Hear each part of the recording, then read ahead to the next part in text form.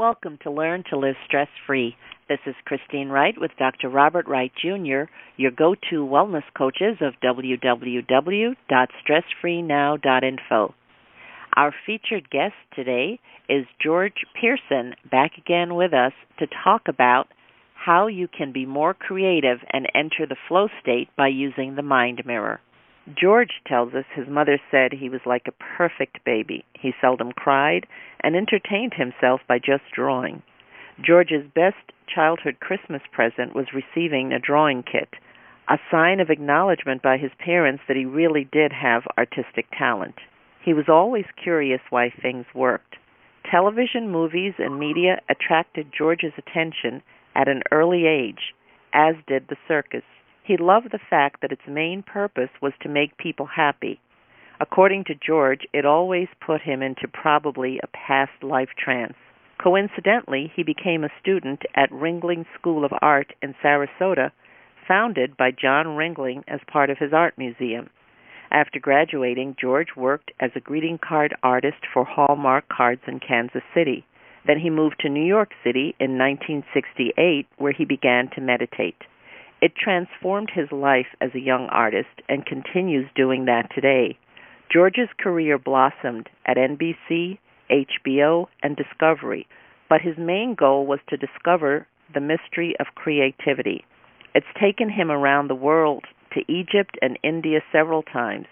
George has become an expert using healing light, fire energy, brainwaves, and numerology, and now he hopes to master Buddhism.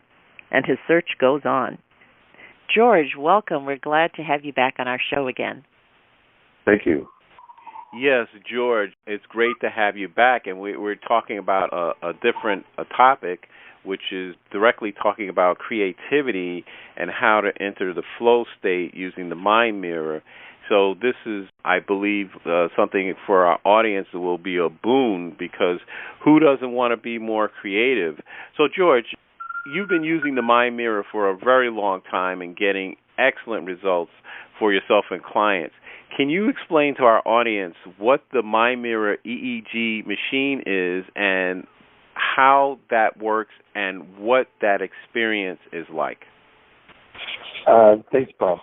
I think I would like to preface this is that I ran across the mind mirror when I worked at Discovery Channel. I was in charge of developing a young staff, and I personally have experienced the results of meditation practice. Began in the mid-'70s or early '70s, and I knew there was a link between creativity and meditation. I just didn't have any way to prove it. When I discovered the work of Max Cave, who was a British scientist, considered the father of biofeedback in England, I knew I had a real tangible tool to convince people that they were more creative than they thought they were. Because most people, even artists, don't think they're as creative as they are. So I have simply used the mind mirror to verify that quality that we are, we're giant cosmic creative beings. You don't necessarily have to be an artist to be that creative spirit or that creative being. George, thank you so much. As I listen to you speak about the mind mirror, I find it incredible and fascinating, and I'm sure our listeners do too. The ability that you have with this machine to see your own brainwave patterns, I don't think that most of our listeners had ever thought of that concept, that you can be hooked up to the mind mirror and see your brainwave patterns. So that alone, I think, is an incredible phenomenon. Well, let me correct you a little bit. It's very difficult to see your own brainwaves without affecting your brainwaves. and I was trained by Anna Wise, who was, as I mentioned, Max Cade. She was Max Cade. So she inherited the research that came back from England in 1980. She developed a methodology, a protocol to have this high-performance creative state, the awakened mind pattern, through a series of guided meditations that she developed. Used some of Max's, but also she refined them. And so the training that I went through her practitioner training, and I was certified by her. She taught us that you could only, the mind there works very differently than traditional biofeedback. It's not like a machine. It requires a practitioner. She reminded us that we have to be in that same state of consciousness, or in our awakened mind pattern. She said that we had to be in the same state of consciousness that we wanted to help a person achieve. So therefore, the mind mirror is kind of an entrainment. The way it was traditionally used, there's a new version that's a self-trainer. I'm not necessarily a big fan of that because I haven't experienced it. But I have experienced training hundreds of people using Anna Wise's protocol, and I'm able to, for many, many years of meditation and energy work or whatever, I'm able to allow a person to experience this awakened mind pattern themselves from just feedback. So I give them the feedback. Like, for example, I lead a person through a guided meditation, and when they have this awakened mind pattern, I have them to landmark that. I'll say, I'm watching your awakened mind pattern, and I see that you're having it now.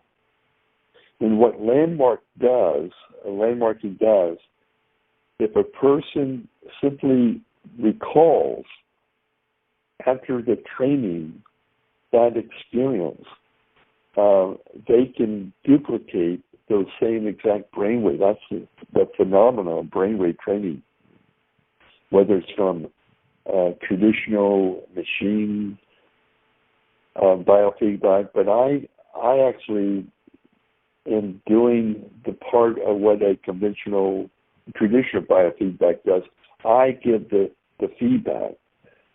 So, for example, when a person recalls their peak performance, their peak awakened mind performance experience, if they recall again and again, they will, in sense, be doing their own brainwave training.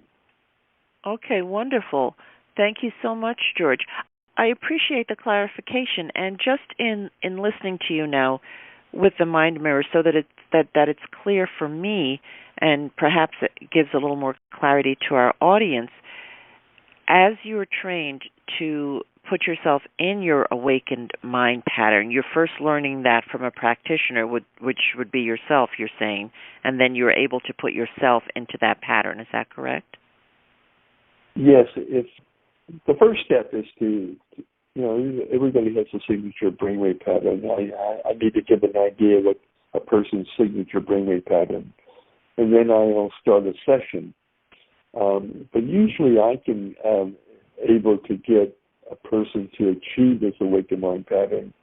Sometimes even in a profile session, but even though I'm not even doing the training, but once again, it's that entrainment, that field energy. In other words, you're picking up on my kind of osmosis brainwave pattern. So, but usually it only takes a couple of sessions. Sometimes if the person's really, really stressed out, it will take 5 or 6, sometimes 10 sessions, but that's rare. So it's very, very fast. But if they do not practice on their own, they don't advance. And this is why I recommend, regardless of a training session, they need to develop some sort of practice. And if it's only going to a meadow or going to a beach, I did a workshop. I did a demonstration with a farmer, actually an apple farmer, and he wanted to be hooked up, and so I hooked him up, and I said to him, "Why don't you go to a place that you consider very relaxing?" And I looked up at the screen and I said, "Oh my God, he has these awakened mind patterns." And so I said to him, "Where did you go? What did you do in your imagination?" And he said, "Well, I went to the beach." He knew nothing about meditation. He just knew that he liked going to the beach for relaxation. But he had this beautiful awakened mind pattern. So the awakened mind pattern is a natural pattern. It's only we have it when we're usually born, but we lose it, and especially when we get distracted with so much of our gadgetry, our distraction, as we were talking about before. But you really don't need, biofeedback or anything. You just need to spend time in nature, or you need to practice meditation, which is alignment with nature. Yes, Bob and I agree with that, and certainly we can understand the farmer being in that state from thinking of the beach. Whenever we get the chance to, we love, to be on the water or be out in nature. Now, George, for those unfamiliar with neurofeedback, can you describe the significance of each brainwave pattern? You had sent a communication to Bob and me showing the different brainwave patterns for those who don't know it, delta, gamma, alpha, and so on. And just what did these patterns mean, and how does the mind mirror show these patterns? Well, very briefly, there are like 5. There are 4 major brainwave frequencies. The most common frequency is beta. It has goes from a 38 to 15 cycles per second. It's the most common frequency. It's what we use when we are awake and when we do critical thinking. It's connected to the frontal lobe. So it's very important to the creative process, but only if it's connected to the lower frequencies. And so one of the things that I say to people, or I say to audiences, for example, or classes, that I think the biggest challenge for humanity is to connect our high frequency or our beta frequency, which is, going, absorbing information, to the more cosmic frequencies, and I'll go through 4 of them. One is the alpha frequency. It's the next fastest frequency from beta. It's relaxed, detached awareness. We talked about the beat. It's really like the frequency of nature, and it's a daydreaming mind. It provides a lucidity and imagery.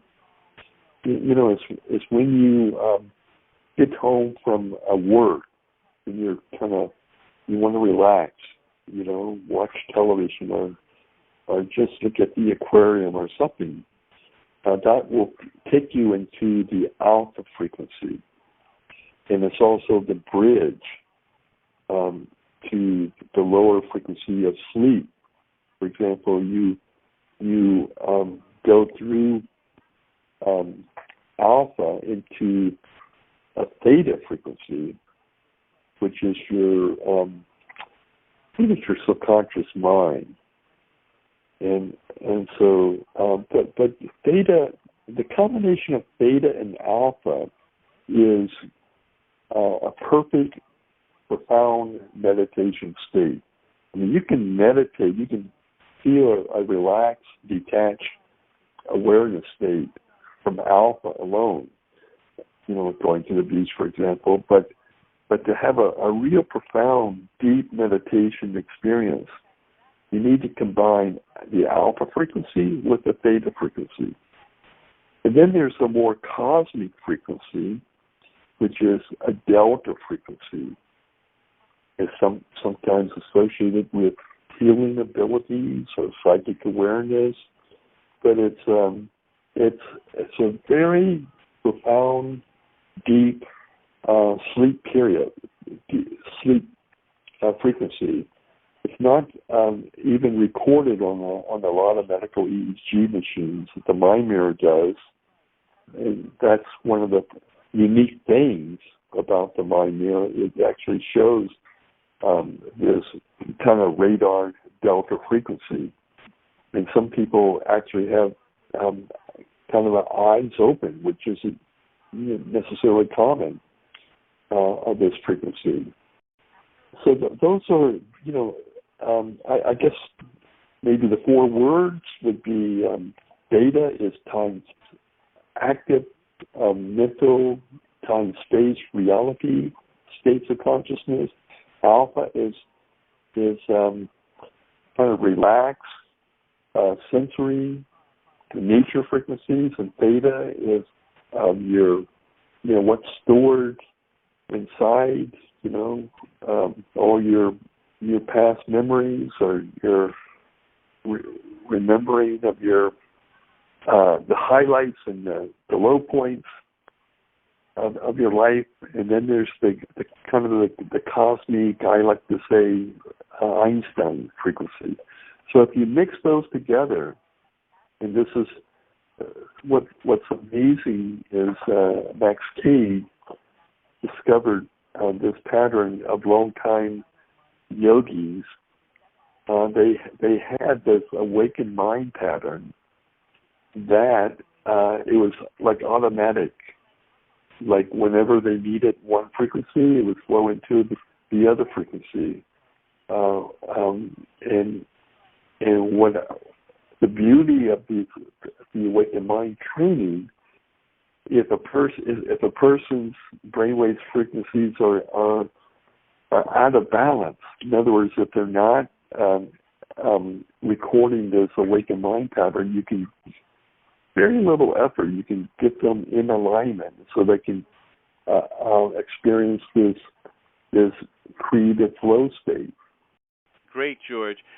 I've been looking forward to our interview with you because I have two questions for you, which I'm sure our audience will be interested in, and people that are interested in consciousness and how it plays out that will be interested in this. The first question is, can you tell our audience, George, how the Mind Mirror would display someone that what patterns it might show up as when a person is having a lucid dream?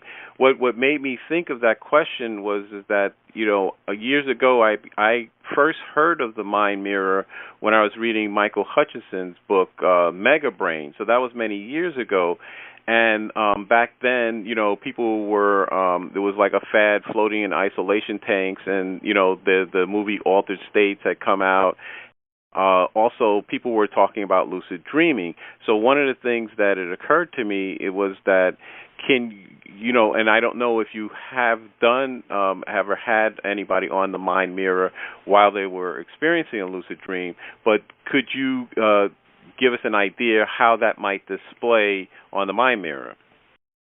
Well, I don't know specifically. I know there's been a lot of lucid dream research done, and it seems to be the sensory responses seem to be very similar to the awakened state. I can tell you that when I do a mind mirror session, it's almost like a dream state. I see. Because and what it does, it puts a person in this dream state, but they're conscious. Like they can dialogue with me. Right. You know, it's somewhat like hypnosis, I guess. But for them to have a lucid experience, they would require the connection of delta, theta, and alpha, but also just a little bit of beta, so that they could, well, not a lucid dream would not necessarily require beta, but the awakened mind pattern, that's what makes the awakened mind pattern. Like, for example, alpha, theta, and delta are very subjective. They're kind of like in the twilight zone. They're not in time-space. Theta is the only one in time-space. So I guess the differentiation would be a lucid dream wouldn't require beta. So what's very, I'm just speculating, what's very unique about the awakened mind pattern is that you have a little bit of the cognitive beta in time-space with that subjective dream-like experience that you experience in the dream state. I mean, Buddhists, for example, other wisdom teachers to say that it's all a dream. It's just a different type of a dream.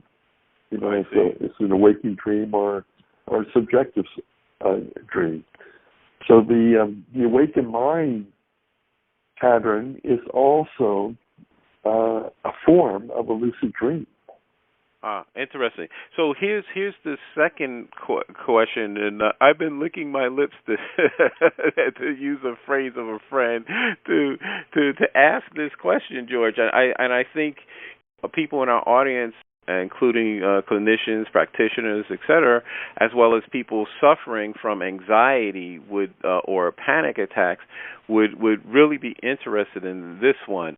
I have asked this question of quite a few people who are experienced biofeedback and neurofeedback people, and so here's the question: in the brainwave pattern from 38 to say 42 hertz, depending on who I ask, the brainwave pattern for someone experiencing high anxiety could present the same as someone who is experiencing states of compassion.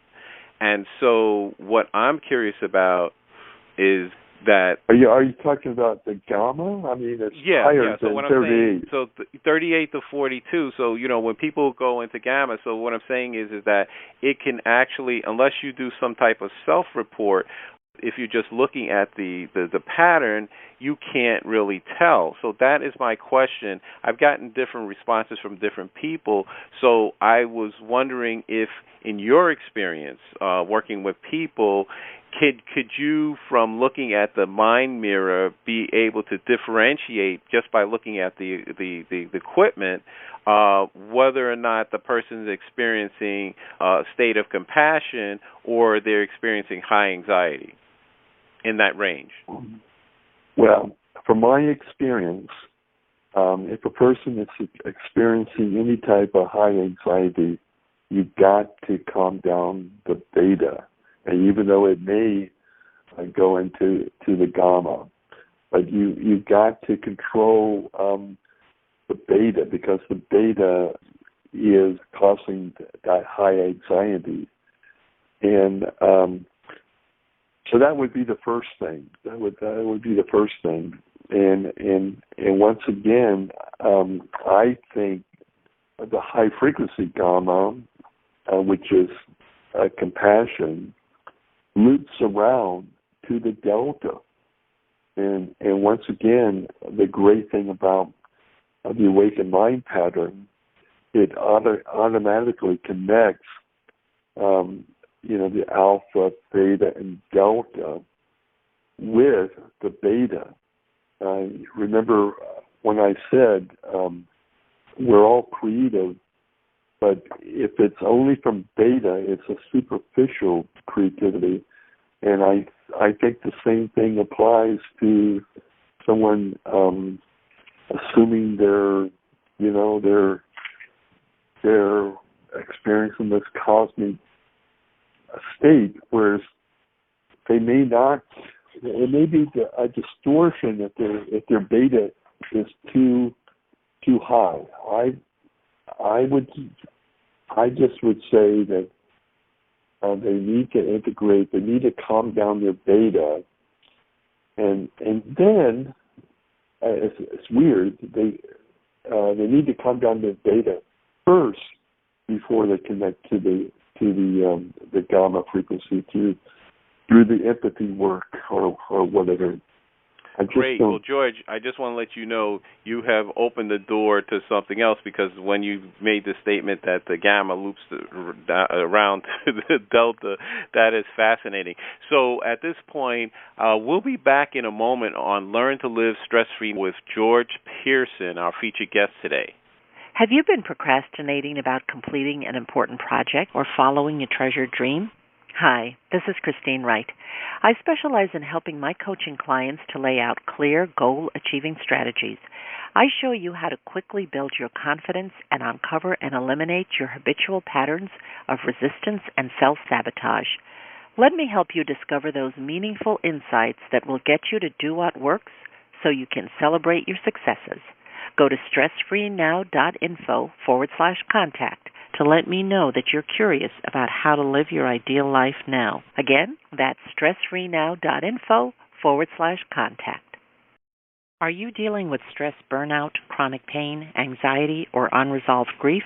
Dr. Robert Wright Jr., the Stress Relief Doctor, is an author, speaker, and stress management wellness coach. Co-host of the Learn to Live Stress-Free podcast series, Dr. Bob holds a Ph.D. in Transformative Studies and a master's degree in psychology.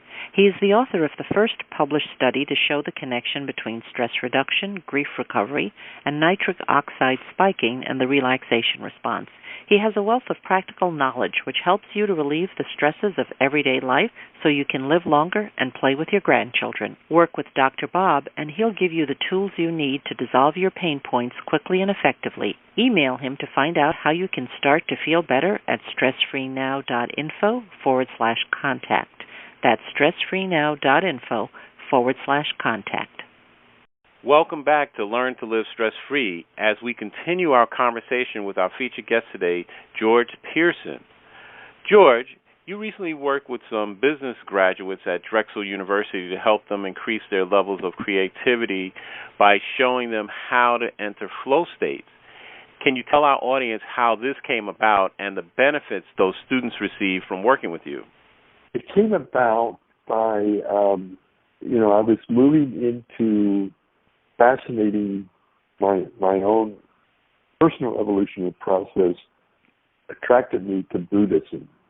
And I was saying, I don't necessarily want to do conventional, commercial kind of feedback training, because I really do believe if a person isn't working on themselves, they're not going to get that much of a benefit from me. So I essentially kind of gave up my practice, and then I met this young guy at the Buddhist Center who heard that I was doing brainwave work, and he was under a lot of stress. And so I didn't know at the time, but he discovered my brainwave work, and so I figured, I would try to work with him to see if I could reduce his stress level. And what I found was he was totally disconnected from his lower frequencies, delta, theta, and alpha even. He was all beta. And so it took several sessions. He was under so much stress. So I got him to connect.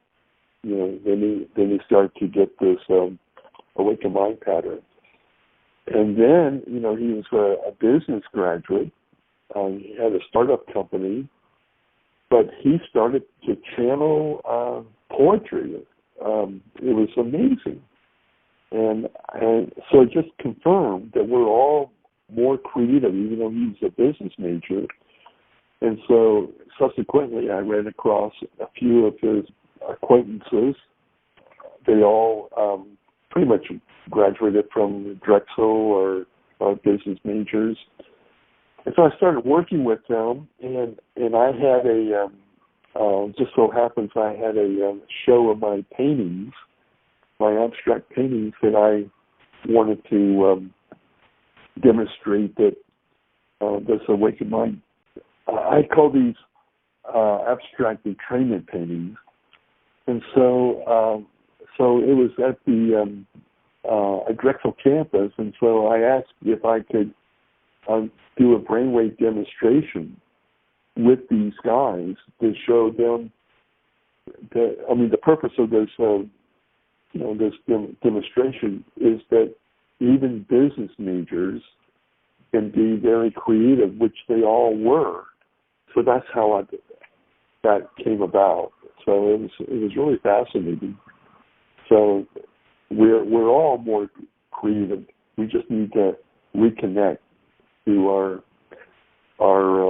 I call the lower frequency state, not just because so much the business is in beta. It's all beta, and we live in the beta world. And so, once again, I really do think that one of the biggest problems of humanity is we're disconnected from the lower frequencies. Great. What I was thinking while you were talking is this issue of creativity would be connected to the flow state. Can you tell our audience just briefly what it has been your experience for yourself and working with clients when a person is experiencing flow, whether they're playing or doing a work project, that's a very specific type state. People have reported time quickening where they could be playing Monopoly and they didn't realize they've been playing the game for 5 hours. Or they could be, if they're experiencing flow, they could be in front of their computer working on a creative project and they stayed up all night, not even aware of it. So the sense of loss of time, and it says this enjoyable activity that a person is engaging in that they would do whether they're receiving money for or not. And so it's something they feel passionate about. And so how in your experience has that type of thing displayed the flow state on the Mind Mirror equipment? It doesn't, because that is something that I don't concentrate. That happens or it doesn't happen. What I am led to do is to integrate the time space data with that subjective flow state, so that you can function in the real world. When you go into a flow state, you're not aware of beta at all, is what you're saying. I'm not, that can be a dream state. So I'm not negating that, but my concentration is there needs to be a little integration of the beta for us to be able to function. One of the things that I know that a person's in this awakened mind state is the increase of synchronicity, like all these miraculous things happen. So they're integrating that flow state with the beta state. And so Carl Jung coined the word synchronicity. Well, I think, Bob, the synchronicity state would be verification that a person's in a flow state. Just as I mentioned, probably the differentiation between a flow state where you're not aware of time space and an awakened mind synchronicity state is the addition of a little bit of beta so that you're grounded. One is not. Yeah, that's very interesting. So basically what you said, George, made me think of two things. The first thing is that there is a book that I read many years ago. It's called Why Winners Win, and it basically is a story about champion athletes. And one of the stories that is told is they asked Michael Jordan what does he think about when there's 5 seconds left on the clock and he's going to take the last shot. And so when the coach calls a timeout and then he knows he's going to get the ball, to the surprise of everyone, he says, I think about chewing my gum. And so he called it, like a lot of athletes, getting out of his own way. And so I thought I was linking that to what you mentioned about diminishing the beta. So the thing is that what Michael Jordan was saying is that because he's practiced so many times, he has the muscle memory, and he just goes totally unconscious, and so he does it. So it would be interesting, and I'm thinking also of like Tiger Woods. I remember watching a golf tournament, and he was walking towards the 18th hole, and there were all these people cheering, and then later when he sank the putt, he described it as he had like a tunnel vision, so he wasn't even aware of the crowd, and he was able to block them out. And so that would be very interesting to what you have described qualitatively there. It sounds very much like they've been able to eliminate the beta. And so, and then I was thinking about times when I know I've been in a flow state, and what I would say is that based on my experience, there are different types of flow states. And so one type would be, I remember where I was driving on the highway, and I came up the highway ramp, and it was an icy condition, and the cars were on the highway, and they were speeding around because it was ice. And so just imagine cars coming down the highway, and they were not in control, just skidding everywhere. And then I remember, because I have a lot of driving experience, it seemed like the time slowed down. And where all the cars were moving in slow motion. And it was only after I got out of that situation, which was actually a miracle, because the amount of cars that whizzed by me without, because it was all ice. That kind of flow state was different than, I can think of a different flow state where I was in a speaking situation, and some people surprised me, and I got an award. And and when I think back about that, it was the time stood still in that particular case, and then it speeded up. And then I just remember the event being over. So the reason I ask you that is because I think people in our audience have the experience of going through flow, but they might not always recognize it. So, for example, take like the Candy Crush game, or playing Spider Solitaire, or what's the game that I don't know if it's still popular, but whenever I talk to someone and I ask them, do you play Angry Birds, and find out that they play the game for 4 or 5 hours a day on their phones, that's the kind of thing, they're in a flow state. So it would be interesting that maybe at some point to see what that would look like. But I'm sure your qualitative description is correct, that it would mean that there would be a little or no beta. That's fascinating. Yes, and I think, I think my fascination with numbers or calendars is that I'm probably in this awakened mind state so much of the time that I have to be grounded with calendars. So I'm not even aware of what time it is Now, and the same thing during a mind mirror session. I'm just not aware. I mean, I can hear. I'm aware of time space, but I'm not aware of time. Does that make sense? It does make sense, and I think that's a wonderful state to be in. I know that I experience it from time to time myself. George, as I was listening to you and Bob, speaking about the creativity, and that's very near and dear to you, you're also interested in consciousness and the expanding of consciousness. How has your work with the mind mirror played in expanding your own consciousness and that of your clients? What has the transformation been using this?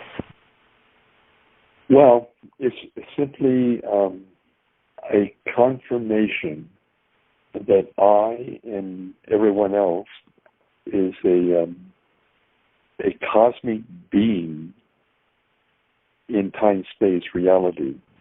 And regarding, I'm very attracted to abstract painting today because it requires no beta, and it's just, I don't have a starting point and I don't have an ending point, but I know intuitively what color, when to stop.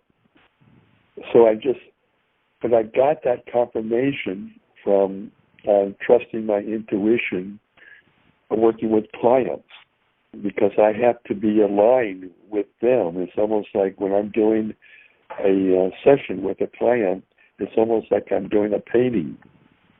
Like I have to be in alignment with them, and I have to move out of my personality system, just as I do with painting.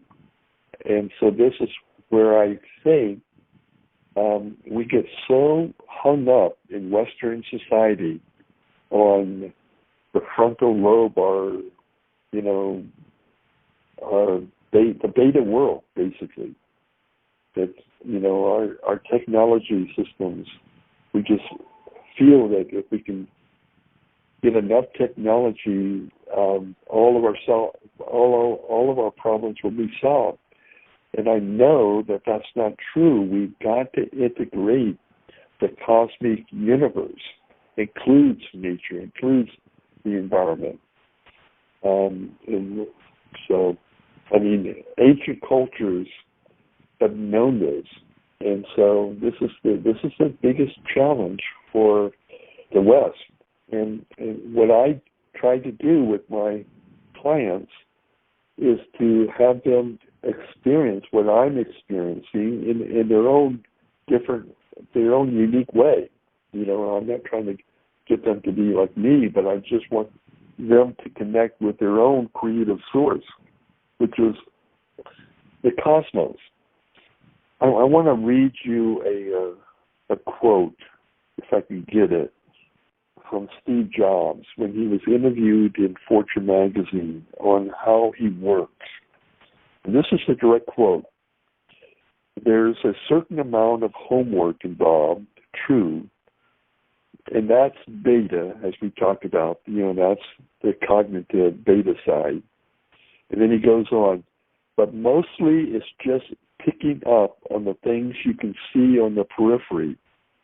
So that's moving from beta into the alpha frequency, the watermark, into the subjective realms. And then he goes on, "Sometimes when you're almost asleep, alpha into theta, you realize something you wouldn't otherwise have noted." And then he goes back to beta. I subscribe to a half a dozen internet news services and get about 300 emails a day, many from people I don't even know, hawking crazy ideas. And then he goes back to the awakened mind. And I've always stayed close attention to the whispers. So that's beta delta. So there you go. And so he was able to create products that were timeless, that he read through his own empathy research. He didn't even have a research department at the time when he was at Apple. So that's the first example. Another example is a peanut farmer, George Washington Carver, who was an inventor. He's quoted as saying that every morning he would get up and walk in nature and listen to the whispers. Notice the Steve Jobs connection, and then he would go back into his office and invent. So it's that connection of the whispers, and that's what meditation does. That's what spending time alone in nature, and it doesn't have anything to do with all these gadgetry stuff. Unless you unless you integrate the cosmos with the beta, it's going to be a false reading. So that's what I instill in my clients, and that's what I can verify even with numerology. Well, George, thank you so much. You have really shared some brilliant insights with us, and I don't know about the rest of our audience, but I'm ready to go out there and learn more about the different brainwave state, because I think that's something that's really not in most people's day-to-day. And I want to thank you for sharing with us about the mind mirror and being in the awakened mind state, and how wonderful that can be, to all of our lives. So again, George, just thank you so much for being here today with Bob and myself and sharing with our audience. Thank you. It's been a pleasure. Yes, likewise. You mentioned working with clients, and for those of us in our listening audience who might want to work with you or learn more about you, would you share your websites with us and your contact information? Yeah, I guess probably the easiest way, George at creative-mindflow.com. And my telephone number is 301-325-5987. Okay, wonderful. Thank you so much, George. So listeners, you can email George at george@creative-mindflow, that's mindflow.com, and that is his website, creative-mindflow.com. So drop him an email or give him a call at 301-325-5987. And George is also on Facebook, so just go to Facebook, George Pierson, and you can stay in touch with George that way. Thank you so much again, George, for being on the show. You're welcome. Thank you. Great. Audience, there's also another website that George has. It's called phillybrainwavestudio.com. That's phillybrainwavestudio.com. Also, since George is on Facebook, it's important to note that his last name Pierson is spelled P-I-E-R-S-O-N. So that's George Pierson, P-I-E-R-S-O-N. So, George, I want to thank you for being on our show today. But before you go, I'd like you to ask you, what final thoughts or key idea would you like our audience to take away from today's broadcast? I guess the thing for everyone, you don't have to be an artist to know that you are more creative than you think. And I think that's the biggest takeaway from the clients that I work with. You really are a cosmic creative being. Great, George. That's wonderful. Thank you again for being our featured guest. I'm sure our audience has gleaned pearls of wisdom from much of what you said today. So, audience, I want to thank you for listening, regardless of what time zone you're in right now. And I want you to know that Christine and I appreciate your presence and trust that you'll benefit in some way from the information that we delivered on today's show. Of course, as always, we look forward to receiving your comments, and we welcome your comments about our show. Please let us know if there are any additional topics you'd like to see us cover, or if we've had on a previous guest whom you'd like us to invite back. Please contact us through our website with your feedback and suggestions. Remember, listeners, if you'd like to experience the same benefits our coaching clients get with us, including learning how you can get more results in your day and easy ways to dissolve your chronic pain, stress, and anxiety, then give us a call at 954-900-2179. Mention that you heard our Stress Free Now podcast show, and you'll receive a free gift from us. Call today to schedule your appointment. That's 954-900-2179. For Christine Wright, this is Dr. Robert Wright, Jr. of www.stressfreenow.info. Until next time, be safe and be well.